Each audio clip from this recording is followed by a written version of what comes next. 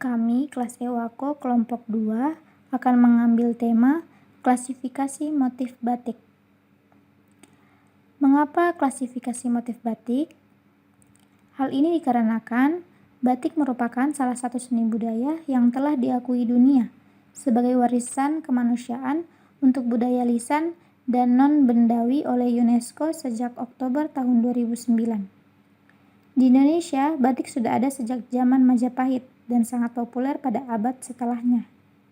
Sampai abad 20, semua batik yang dihasilkan adalah batik tulis. Kemudian setelah itu, baru dikenal batik cap. Oleh karena itu, batik merupakan salah satu warisan seni budaya yang patut dilestarikan dan dikembangkan. Hingga saat ini, telah ditemukan beberapa inovasi dalam pembentukan motif batik. Menariknya, batik yang dimiliki oleh Indonesia sangat beragam. Bahkan, setiap daerah mempunyai ciri khas motif batik dengan berbagai latar belakang masing-masing. Setiap goresan motif dari batik memiliki simbol dan filosofis tertentu. Menurut pengertiannya, batik adalah kain bergambar yang dibuat secara khusus dengan cara ditulis atau menarakan malam dengan canting. Kemudian, kain tersebut diolah dan diproses dengan cara tertentu yang cenderung menggunakan cara-cara tradisional. Batik merupakan bagian dari budaya negara kita tercinta, Indonesia. Suatu kebanggaan kita bisa memiliki tradisi suatu pakaian yang bernama batik. Dari tahun ke tahun, motif batik semakin berkembang pesat dan sangat beragam, serta artistik sehingga banyak sekali motif batik yang belum diketahui oleh banyak khalayak luas. Maka diperlukan sebuah AI untuk menentukan klasifikasi motif batik agar dapat bermanfaat untuk kedepannya bagi kita semua. Domain dari klasifikasi motif batik. Dalam proses klasifikasi motif batik, maka data yang diperlukan adalah bentuk gambar atau video. Maka computer vision merupakan domain yang akan digunakan untuk proses klasifikasi ini. Computer vision itu adalah bidang kecerdasan buatan AI yang memungkinkan komputer dan sistem untuk memperoleh informasi yang berarti dari gambar digital, video, dan input visual lainnya untuk mengambil tindakan atau membuat rekomendasi berdasarkan informasi tersebut. Computer vision memungkinkan komputer untuk melihat, mengamati, dan memahami seperti manusia melalui input dari tools seperti kamera. Computer vision bekerja dalam 3 langkah dasar. Yang pertama, memperoleh gambar. Gambar-gambar bahkan dalam jumlah besar dapat diperoleh secara waktu nyata atau live. Melalui video, bisa juga berupa foto atau teknologi 3D untuk analisis. Yang kedua, memproses gambar. Model deep learning mengautomasi sebagian besar proses ini. Tetapi model sering dilatih terlebih dahulu dengan diberi ribuan gambar yang diberi label atau diidentifikasikan sebelumnya. Yang ketiga, memahami gambar.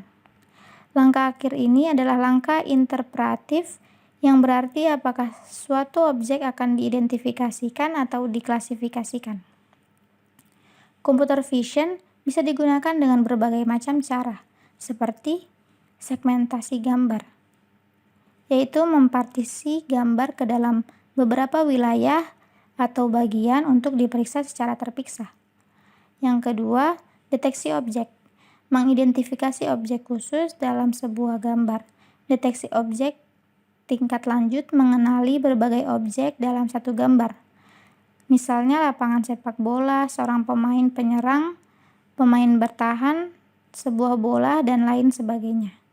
Model-model ini menggunakan koordinat X, Y untuk menciptakan kotak pembatas dan mengidentifikasi segala yang ada di dalam kotak. Yang ketiga, pengenalan wajah. Adalah jenis deteksi objek canggih yang tidak hanya mengenali wajah manusia, tetapi mengidentifikasi individu tertentu. Kemudian, deteksi tepian adalah teknik yang digunakan untuk mengidentifikasi tepi luar suatu objek yang landscape, untuk mengidentifikasi dengan lebih baik apa yang ada di dalam gambar. Kemudian, deteksi pola merupakan proses mengenali bentuk, warna, dan indikator visual berulang lainnya dalam gambar. Adapun jurnal yang menjadi referensi antara lain Yang pertama, klasifikasi motif citra batik Yogyakarta menggunakan metode Adaptive Neurofusi Inference System oleh Denny Hardianto dan kawan-kawan dalam jurnal ilmiah Setrum. Kemudian yang kedua, jurnal berjudul Klasifikasi Motif Batik menggunakan Convolutional Neural Network.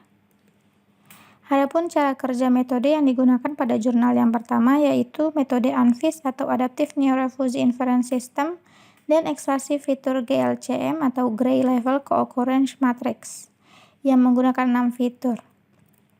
ANFIS merupakan sebuah metode yang menggabungkan prinsip kerja jaringan saraf tiruan dan fusi inference system yang diterapkan dalam jurnal ini untuk mengelompokkan motif batik dari dataset yang dimiliki. Pada kasus kali ini, metode ANFIS bekerja setelah data melakukan tahapan pre-processing dan ekstraksi fitur GLCM. Struktur ANFIS yang dibentuk memiliki dua membership function sebagai parameter yang dihubungkan dengan 6 input dari fitur tekstur. Setiap fitur menggunakan 64 aturan yang berlogika N. Ciri tekstur atau fitur yang digunakan yaitu metric, eccentricity, contrast, correlation, dan energy. Dan yang terakhir homogeneity. Sebagai inputan dalam algoritma ANFIS untuk mengklasifikasi citra batik Jogja ke dalam dua kelas, yaitu batik Kaung dan batik Parakusumo. Dan untuk jurnal yang kedua, menggunakan klasifikasi metode Convolutional Neural Network. Adapun tahapan-tahapannya, yang pertama melakukan pencarian dan pengambilan dataset, kemudian melakukan konversi gambar menjadi grayscale. Setelah itu, mendisplay gambar grayscale. Tahap selanjutnya melakukan normalisasi gambar.